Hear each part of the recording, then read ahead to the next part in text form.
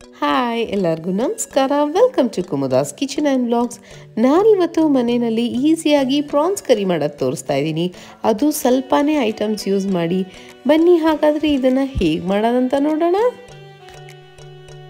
First ನಾನೊಂದು ಕಡಾಯಿ ಇಟ್ಕೊಂಡಿದ್ದೀನಿ. ಅದಕ್ಕೆ 2 ಟೇಬಲ್ ಸ್ಪೂನಷ್ಟು ಎಣ್ಣೆ ಹಾಕೋತಾ ಇದ್ದೀನಿ. ನಾನಿಲ್ಲಿ 250 ಗ್ರಾಮ್ಸ್ ಅಷ್ಟು ಮೀಡಿಯಮ್ ಸೈಜ್ ಪ್ರಾನ್ಸ್ ತೊಗೊಂಡಿದ್ದೀನಿ. ನೋಡಿ, ಅದನ್ನ ನೀಟಾಗಿ ಕ್ಲೀನ್ ಮಾಡಿಬಿಟ್ಟು ತೊಳೆದ್ಬಿಟ್ಟು ಹಾಕ್ಕೊಂಡು ಇದೆಲ್ಲ ಶ್ರಿಂಕ್ ಆಗಬೇಕು. ನೋಡಿ, ಈ ಥರ ಉದ್ದಕ್ಕಿರೋದೆಲ್ಲ ರೌಂಡಾಗಿ ಹಾಕ್ಬಿಡಬೇಕು ಪ್ರಾನ್ಸು. ಅಲ್ಲಿವರೆಗೂ ಹುರ್ಕೊಳ್ಳೋಣ. 1/4 ಸ್ಪೂನಷ್ಟು ಅರಿಶಿನ ಹಾಕ್ತಾ ಇದ್ದೀನಿ. ಹಾಗೂ ಒಂದು ಸ್ವಲ್ಪ ರುಚಿಗೆ ತಕ್ಕಷ್ಟು ಉಪ್ಪು ಹಾಕೋತಾ ಇದ್ದೀನಿ. ಹಾಕ್ಬಿಟ್ಟು ಚೆನ್ನಾಗಿ ಹುರಿಡಿ. ಅಲ್ಲಿ ನೋಡಿ, ನೀರಿನ ಅಂಶ ಏನು ಬಿಟ್ಕೊಂಡಿದೆ ಪ್ರಾನ್ಸ್ದು ಅದೆಲ್ಲ ಹಿಂಗೋಗಿ ಡ್ರೈ ಆಗಬೇಕು. ಈ ಥರ ಅಲ್ಲಿವರೆಗೂ ಹುರ್ಕೊಳ್ಳೋಣ.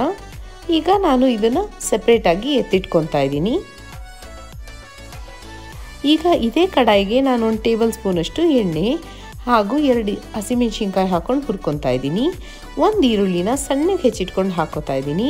ಈಗ ಈರುಳ್ಳಿ ಎಲ್ಲ ಟ್ರಾನ್ಸ್ಪೆರೆಂಟ್ ಆಗಬೇಕು, ಅಲ್ಲಿವರೆಗೂ ಹುರ್ಕೊಳ್ಳೋಣ.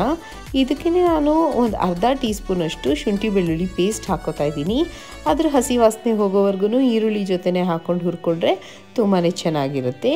ಈಗ ಇದಕ್ಕೆ ಹುರಿದಿಟ್ಕೊಂಡಿರೋ ಅಂಥ ಪ್ರಾನ್ಸ್ನ ಹಾಕ್ಬಿಟ್ಟು 1 ನಿಮಿಷ ಹುರ್ಕೊಳ್ಳೋಣ. ತುಂಬ ಜಾಸ್ತಿ ಏನು ಹುರಿಯೋ ಅವಶ್ಯಕತೆ ಇಲ್ಲ, 1 ನಿಮಿಷದವರೆಗೂ ಹುರ್ಕೊಳ್ಳೋಣ. ನಾನು ಫಸ್ಟೇ ಪ್ರಾನ್ಸ್ ಯಾಕೆ ಹುರ್ಕೊಂಡೆ ಅಂದರೆ ಅದರಲ್ಲಿರೋ ಹಸಿ ವಾಸನೆ ಹೋಗಲಿ ಅಂತ. ಇಲ್ಲಿ 250 ml ಅಷ್ಟು ಬೆಚ್ಚಗಿರೋ ಅಂಥ ನೀರು ಹಾಕೋತಾ ಇದ್ದೀನಿ. ಹಾಗೂ ಅದಕ್ಕೆ 3/4 ಟೀ ಸ್ಪೂನಷ್ಟು ಚಿಲ್ಲಿ ಪೌಡರ್, 1 ಟೀ ಸ್ಪೂನ್ ಧನಿಯಾ ಪುಡಿ, ಅರ್ಧ ಟೀ ಸ್ಪೂನ್ ಜೀರಾ ಪೌಡರ್ ಹಾಕ್ಕೊಂಡು ಮಿಕ್ಸ್ ಮಾಡ್ಕೊತಾ ಇದ್ದೀನಿ. ರುಚಿಗೆ ತಕ್ಕಷ್ಟು ಉಪ್ಪು ಹಾಕ್ಬಿಟ್ಟು ಲಿಡ್ ಕ್ಲೋಸ್ ಮಾಡಿ 2 ನಿಮಿಷದವರೆಗೂ ಬೇಯಿಸ್ಕೊಳ್ಳೋಣ.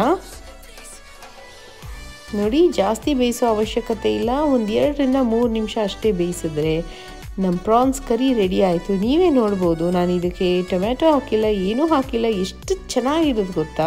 ಒಂದು 1/4 ಟೀ ಸ್ಪೂನ್ ಗರಂ ಮಸಾಲೆ ಹಾಗೂ ಕೊತ್ತಂಬರಿ ಸೊಪ್ಪನ್ನ ಹಾಕಿಬಿಟ್ಟು ಫೈನಲ್ ಆಗಿ ಇನ್ನು ಒಂದು 2 ನಿಮಿಷ ಸಿಮ್ಮಲ್ಲಿ ಇಟ್ಬಿಟ್ಟು ಅದೊಂದು ಹದಕ್ಕೆ ಬರೋವರೆಗೂ ಬೇಯಿಸ್ಕೊಂಡ್ರೆ ಪ್ರಾನ್ಸ್ ಕರಿ ರೆಡಿ ಆಯಿತು.